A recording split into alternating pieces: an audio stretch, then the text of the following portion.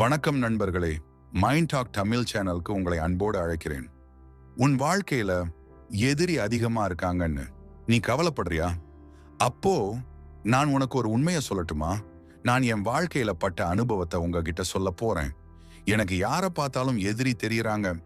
எனக்கு யாரும் சப்போர்ட் பண்ண மாட்றாங்க. எது பண்ணாலும் குறைத்திட்டு இதுதான் நமக்கு தெரிஞ்சவங்க செய்யறாங்க. ஆனா நல்லது எதுவும் சொல்ல மாட்டாங்க. அப்போ நானும் உங்களை மாதிரி கவலைப்பட்டு கொண்டிருந்தேன். அப்போதான் ஒரு விஷயம் புரிஞ்சுக்கிட்டேன். நம்ம வளர்றது அவங்களுக்கு பிடிக்கல. அதனால நம்மளை ஏதாவது சொல்லி டிமோட்டிவேட் பண்ணி கீழே தள்ள பார்ப்பாங்க. ஆனா அங்கதான் நாம புரிஞ்சுக்க வேண்டிய விஷயம் இருக்கு. அது என்னன்னா, அவங்க சொல்ல வந்த எல்லாத்தையும் நாம இப்படி புரிஞ்சுக்கணும். அவங்க நம்மளை பத்தி ஏதாவது சொல்லும் போது நாம வளர்றோம். அது பிடிக்காம தான் நம்மளை பத்தி குறை சொல்லி திட்டிக்கிட்டே இருப்பாங்க. அப்போ நம்ம சரியான பாதையில தான் போறோம்னு நீங்க புரிஞ்சுக்கணும். அப்போ நாம வாழ்க்கையில அந்த மாதிரி மனுஷங்களும் நமக்கு தேவை. ஏன்னா அவங்கனால தான் நாம அடுத்தடி எடுத்து வைக்கிறோம். வாழ்க்கையில ஜெயிக்கிறதுக்கு அவங்களும் ஒரு காரணம் தான். அதனால நமக்கு எதிரிகள் அதிகமா இருந்த கவலைப்படாம சந்தோஷமா சிரிச்சுக்கிட்டு உன்னோட வேலையை சரியா செய்யும். அதுதான் நீ மாத்த வேண்டிய விஷயம். எதிரிகள் அதிகமா இருக்கிறாங்கன்னு எதுவும் சோர்ந்து இருக்காத. அது கவலைப்பட வேண்டிய விஷயம் இல்லை. அது நீ ஜெயிக்க போறதுக்கான முதல் அடையாளம். யோசிச்சு பார். உலகத்துல யாருக்கும் எதிரி இல்லாதவனா? யாராவது பெரிய ஆளா ஆனதுண்டா? எதிரி இல்லாத வாழ்க்கை தூங்குற வாழ்க்கை மாதிரி. எதிரி இருக்கிற வாழ்க்கை போராட்டமா இருக்கணும். போராட்டம் இருக்கிற இடத்துல தான் ராஜாக்கள் உருவாகுறாங்க. உன்னை யாரும் பேசலன்னா நீ இன்னும் இன்விசிபிள். உன்னை எல்லாரும் பேசுறாங்கன்னா நீ டேஞ்சரஸ் லெவலுக்கு போயிட்டு இருக்க. சாணக்கியரை நினைச்சு பாரு. ஒரு ராஜா அவனை அவமானப்படுத்தினான். அன்னைக்கே சாணக்கியர் முடிவு பண்ணினாரு, இந்த சிங்காசனம் உன்னிடம் இருந்து போகும். அந்த ஒரு எதிரி இல்லைன்னா சந்திரா குப்தா மௌர்யா உருவாகி இருக்க மாட்டாங்க. அதனாலதான் சாணக்கியர் சொல்றாரு, உன் எதிரி தான் உன் விதியை எழுதுறான். இன்னைக்கு உன் வாழ்க்கையில உன்னை ஏளனம் பண்ற ரிலேட்டிவ்ஸ், உன்னை டவுட் பண்ற ஃப்ரெண்ட்ஸ், உன் வளர்ச்சியை பார்க்க பிடிக்காத சில பேர், இவங்க எல்லாரும் உன்னை அழிக்க வரல, உன்னை நெக்ஸ்ட் லெவலுக்கு புஷ் பண்ண வர்றாங்க. ஆனா நீ என்ன நினைக்கிற? என் வாழ்க்கை ஏன் இப்படி இருக்குன்னு இல்ல, உன் வாழ்க்கை அப்கிரேட் ஆகுது. சிங்கம் நாய்கள் குறைக்கிறதுக்காக தன்னோட திசைகளை மாத்தாது. அது தன்னோட பயணத்தை மட்டும் தொடரும். அதே மாதிரி உன் எதிரிகளை பார்த்து நின்றுடாத. அவங்கள பார்த்து நீ ஓட ஆரம்பிச்சா நீ ஆல்ரெடி ஜெயிச்சிட்ட. இன்னைக்கு நான் உன்கிட்ட ஒரே ஒரு கேள்வி கேட்கிறேன். உன் வாழ்க்கையில உன்னை பயப்பட வைக்கும் அளவுக்கு எதிரி இருக்கானா? இல்லைன்னா நீ இன்னும் ஸ்மால் கேம் தான் விளையாடுற. நினைவில் வை, எதிரி அதிகமா இருந்தா நீ ஜெயிக்க போற.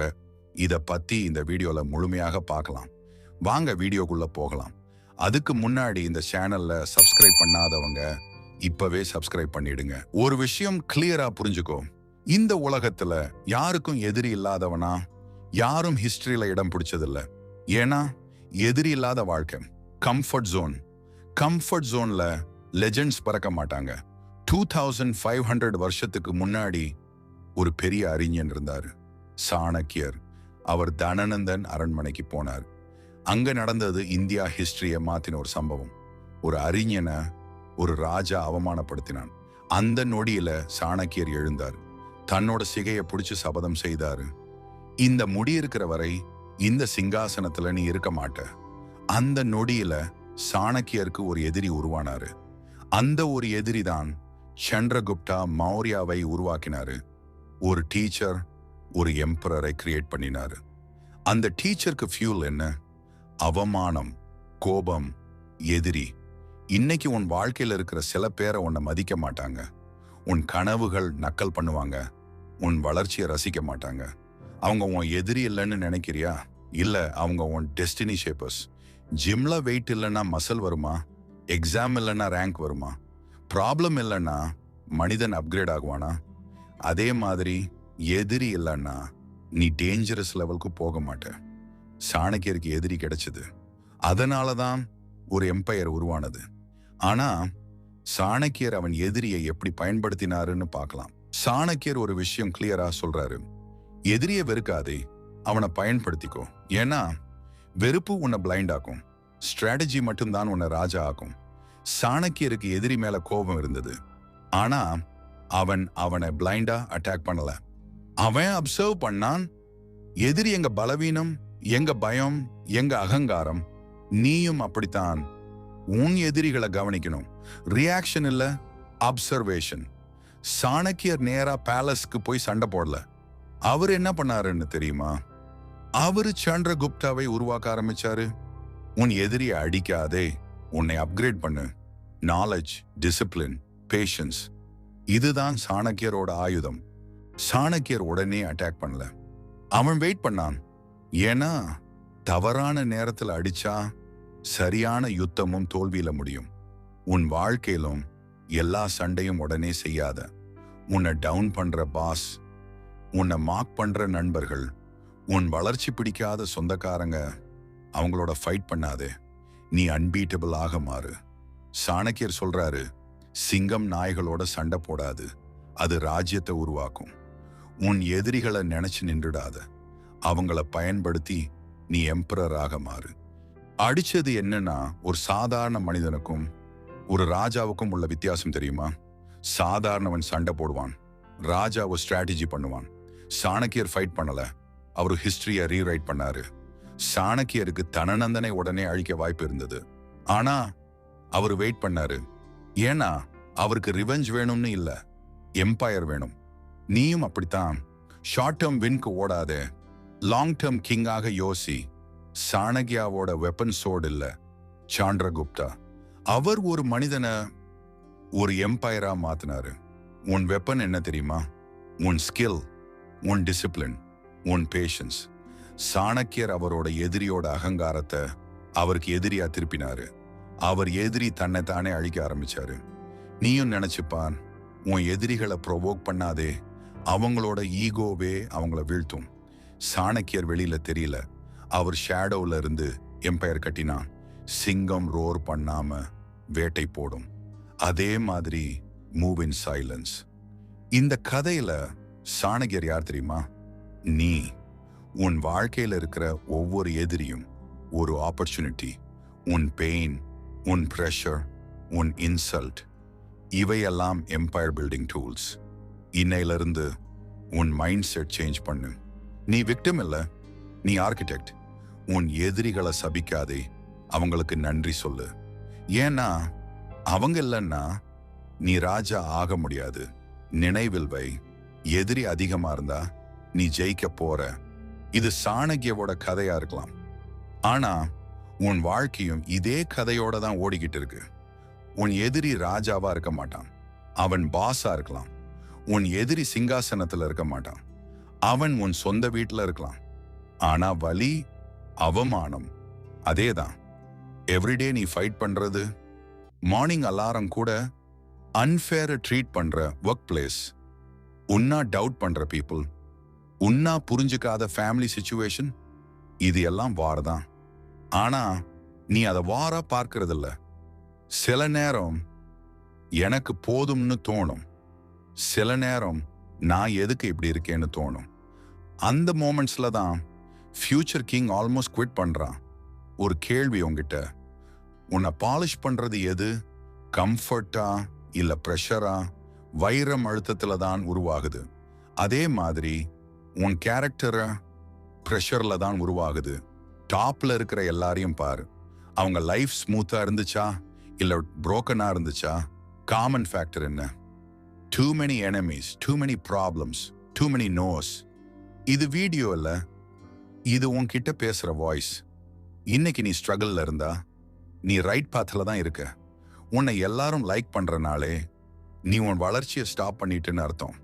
சாணக்கியாவோட ஸ்டோரி முடிஞ்சிடுச்சு, ஆனா உன் ஸ்டோரி இப்பதான் ஸ்டார்ட் ஆகுது. நீ புரோக்கன் இல்ல, நீ பில்டிங் ஸ்டேஜ்ல இருக்க. நினைவில் வை, எதிரி அதிகமா இருந்தா நீ ஜெயிக்க போற. ஒரு சிங்கம் காட்டுக்கு உள்ள போகும் முன்னாடி ஒரு நிமிஷம் அமைதியா நிற்கும். அந்த அமைதி பயம் இல்ல, கண்ட்ரோல். இன்னைக்கு அந்த அமைதி உன் வாழ்க்கையில வரப்போகுது. உன்னை உடைச்ச ஒவ்வொரு நாளும் உன்னை உருவாக்கின நாள் தான். உன்னை ஏளனம் பண்ணின ஒவ்வொரு வார்த்தையும் உனக்கு ஒரு ஆயுதம் தான். நீ தோற்றவன் இல்ல, நீ ட்ரைனிங் ஸ்டேஜ்ல இருக்கிற ராஜா.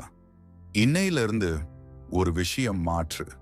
கம்ப்ளைண்ட் பண்ற மைண்ட் செட்டை கமாண்ட் பண்ற மைண்ட் செட்டா மாற்று. பிளேம் பண்ற மைண்ட் செட்டை பில்ட் பண்ற மைண்ட் செட்டா மாற்று. ராஜா யாருன்னா, அவன் ஷவுட் பண்ண மாட்டான், அவன் எக்ஸ்பிளைன் பண்ண மாட்டான், அவன் ப்ரூவ் பண்ண மாட்டான், அவன் கிரியேட் பண்ணுவான். அவன் ரிவெஞ்ச் எடுக்க மாட்டான், அவன் ரிப்ளேஸ் பண்ணுவான். இன்னையிலிருந்து உன் எதிரிகளை வேற கண்ணோட்டத்துல பார். அவங்க ஆப்ஸ்டக்கிள் இல்ல, அவங்க அப்கிரேட் பட்டன். அவங்க இல்லைன்னா நீ இந்த லெவல்லையே ஸ்டக். ஒரு நாள் நீ பேசாமலேயே உலகம் உன்னை பேசும். ஒரு நாள் உன் அமைதியே உன் ஆன்சர் ஆகும். அந்த நாள் வரைக்கும் work in silence, built in darkness, rice like Thunder. இன்னைக்கு இந்த வீடியோ முடிஞ்சதும் நீ பழைய மாதிரி நீ இருக்கக்கூடாது. நீ விக்டிம் இல்ல, நீ கிங் இன் மேக்கிங். திரும்பவும் சொல்றேன், நினைவில் வை, எதிரி அதிகமா இருந்தா நீ ஜெயிக்க போறன்னு அர்த்தம். இவ்வளோ நேரம் நீ கேட்டது ஒரு கதை இல்ல, இது ஒரு மிரர். இந்த வீடியோ முடிஞ்சதும் நீ உன்னை வேற மாதிரி தான் பார்க்க போற. நீ சைலண்டா சஃபர் பண்ற பெயினை யாரும் பார்க்க மாட்டாங்க. ஆனா அதே பெயின் தான் ஒரு நாள் உன்னை கிரவுன் போட வைக்கும். இன்னைக்கு நீ ஸ்லோவா இருந்தா பரவாயில்ல, ஆனா ஸ்டாப் ஆகாதே. ஒரு விஷயம் மட்டும் சொல்லிக்கோ, உன்னை உடைச்ச எல்லாருக்கும் மனசுக்குள்ள நன்றி சொல்லு. அவங்க இல்லைன்னா நீ இந்த ஸ்ட்ரெங்தை கண்டுபிடிச்சிருக்க மாட்ட. இன்னைக்கு நீ உனக்குள்ள ஒரு ஒப்பந்தம் போடு, நான் குவிட் பண்ண மாட்டேன்னு. நான் ஸ்லோவா இருந்தாலும் டெய்லி இம்ப்ரூவ் ஆகுவேன்னு. ஒரு நாள் நீ இந்த நாட்களை நினைச்சு சிரிப்ப, அப்போ நான் இவ்வளோ வீக்கா இருந்தேன் நான். அந்த நாள் வரும், உறுதி. நீ யாரையும் இம்ப்ரெஸ் பண்ண வேண்டாம், நீ உன் ஃபியூச்சரை இம்ப்ரெஸ் பண்ணினா போதும். உன் ஜேர்னி ஸ்லோவா இருந்தாலும் டைரக்ஷன் கரெக்ட். இப்போ இந்த வீடியோவை ஸ்டாப் பண்ணலாம், ஆனா உன் டிரான்ஸ்ஃபர்மேஷனை ஸ்டாப் பண்ணாது. நீ ஒரு நாள் ராஜா ஆக போற. ஏன்னா எதிரி அதிகமா இருக்குதுனால தான் நீ இந்த வீடியோவை பார்க்க வந்திருக்க. அப்ப நீ கவலைப்படமா சந்தோஷமா உன் வேலையை சரியா செஞ்சு போயிட்டே இரு. நீ கண்டிப்பா ஜெயிக்க தான் போற. கடைசியா ஒன்னு சொல்றேன், நீ உன்னை பிஸியாக வச்சுக்கோ. ஏன்னா நாம கவலைப்படுறதுக்கு நேரம் இருக்காது. கவலைப்பட்டு அங்கே உட்காந்துராத. வாழ்க்கையில ஜெயிக்கணும்னா உனக்கு வலுவான எதிரி இருந்ததான் உன்னால ஜெயிக்க முடியும். அதை மட்டும் மனசுல வச்சுக்கோ. இந்த வீடியோ உங்களுக்கு பிடிச்சிருந்த சப்ஸ்கிரைப் பண்ணிக்கோங்க. உங்களோட அனுபவத்தையும் கருத்துக்களையும் கமெண்ட் பாக்ஸ்ல சொல்லுங்க. மீண்டும் அடுத்த வீடியோல சந்திப்போம். நன்றி.